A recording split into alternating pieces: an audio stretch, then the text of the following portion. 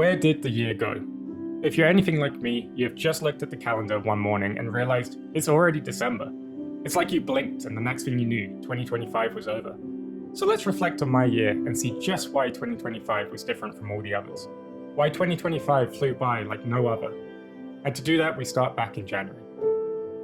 In January, I was working my 9 till 5 as a software developer. Days felt the same.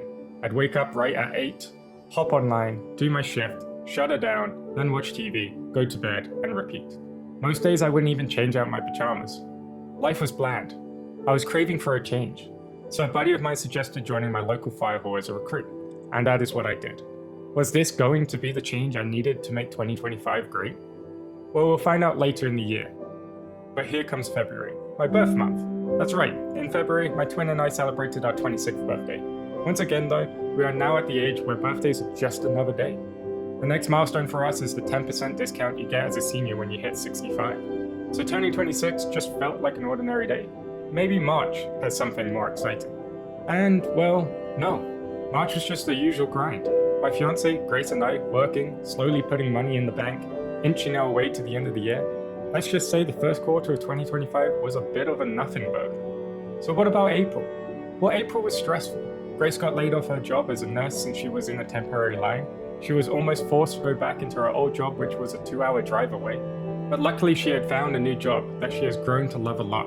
And to clarify, she is still a nurse, just in a different clinic now. So then comes May. May was exciting. May was the month I became a brother-in-law. Grace's sister got married to a very intelligent man named Kale. Their wedding was perfect. It was by far the best wedding I've ever been to. There was dancing, laughing, and of course, booze. It was a big moment for them, and quite frankly, for Grace and I too.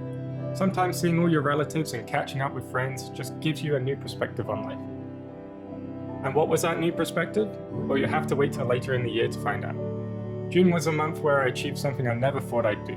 Firefighter training had picked up, a few things were happening. I had started to realize I liked it more than I thought. I started to realize this might be my calling. And at the same time, I am just an office white-collar keyboard pressing geek that nerds out over technology. In other words, I wasn't that fit. So I challenged myself to run a 10K for the first time in my life. I signed up for Conquer the Lake 10K and started to practice. I was running 5Ks in about 25 minutes. So I set my goal for the 10K to be under 1 hour. I did exactly that. In fact, I smashed it. I got 48.55 and came 8th out of 68 people. For the first time, I was so proud of myself, and it gave me a massive boost of confidence in my abilities. It showed that if I put my mind to something, I can achieve it. It showed that unlike January, where life becomes too much of a routine, I could take control and make my life interesting. Make me, Fred, a better human being. So with this in mind, July came by, and I ended up doing something I was terrified to do. I quit my full-time job as a software developer, despite my dad's voice in the back of my head saying, "What the hell are you doing?" I said to hell with a secure and stable income, to hell with benefits and a constant increase in my retirement fund. But what I also said was heck yeah to my mental health as the job was draining my soul. Heck yeah to focusing on who Fred really is. Heck yeah to the unknown and to something new. Now of course, to preface, the job was not bad. I just had worked it since graduation and had burnt out just like most other developers do. And also to preface, my partner for life, Grace, has been so supportive throughout all of the process in making this decision. And without her support, I believe I would still be miserable working my 9 to 5. So the question is, what was my plan after I left my job? Well, now in July, I am the majority of my way through firefighter training, and we had just got our pages and started to respond to calls. I realized that this is my dream career. I realized that helping my community and socializing with my mates at the hall or the general public was the missing pieces in my life that sitting at home on a computer being a code monkey was never going to give me. But as many of you might know, becoming a career firefighter is competitive, so I also have a second dream. And that would be to be a full-time YouTuber and a paid-on-call firefighter at the same time. And if you have been watching my content for a while, you will know that I love to build things. Probably why I fell in love with programming in the first place. But on this channel, I 3D print, I build things with wood, and I program a little. And of course, if any of that sounds up your alley, please hit that subscribe button to make my dream more of a reality. So July was a big month. I took a massive risk, but I recovered my mental health and happiness in the process. And for that, I wouldn't change it for anything. So in August, Grace and I made another change to our lives, and we decided to become fur parents to our cat, Nala, a 1-year-old tabby cat. I will not lie and say this was more Grace's idea. But like all fur dads, I have grown to love her loads and I am very happy we made the decision together.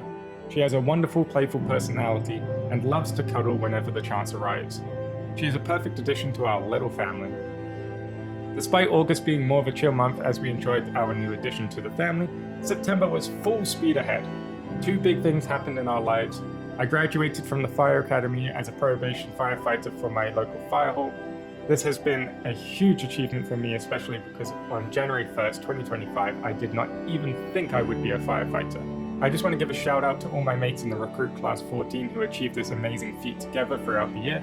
I am proud of every single one of you for what we have achieved. Now, despite this being one of the biggest highlights of my life, it was nothing compared to what happened next. I married the love of my life. Grace and I got married on exactly our 5th anniversary. We kept it private as we will have our official wedding day in 2026. But we signed the papers and are now officially married. And I couldn't be more happy in that moment. When I was just a child, I always hoped but never believed I would find the perfect person. But I will say that by fate or luck, Grace came into my life and our relationship has been the best thing to ever happen to me. She always listens and supports me despite how dumb and over the top my ideas are. She has always been there for me, and quite frankly, laughs at all my stupid jokes. I can quite confidently say I am the luckiest person to have her in my life. And I would like to say to anyone out there who is down and out about finding the person for them, it may take time, it may be hard, but once you find that person, life just begins to make a whole lot more sense. Now that a few months has passed, my YouTube/woodworking business, Simply Easy Co, had started to pick up. I was getting more and more orders, which required me to buy more and more materials. And this is where issues arose.